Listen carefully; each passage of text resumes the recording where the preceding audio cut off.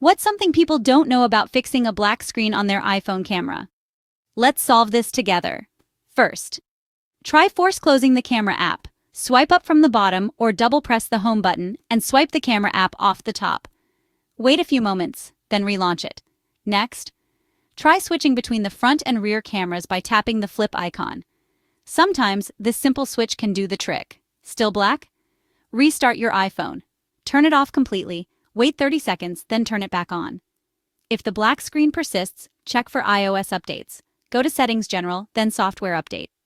Updated software can fix many issues. Also, check your storage settings, General, iPhone storage. A full storage can mess with app functions. Lastly, you might need to reset all settings. Settings General, transfer or reset iPhone, reset all settings. If all else fails, consider a factory reset, but remember to back up your data first. If the problem continues, it might be a hardware issue. Contact Apple support for help. And there you go.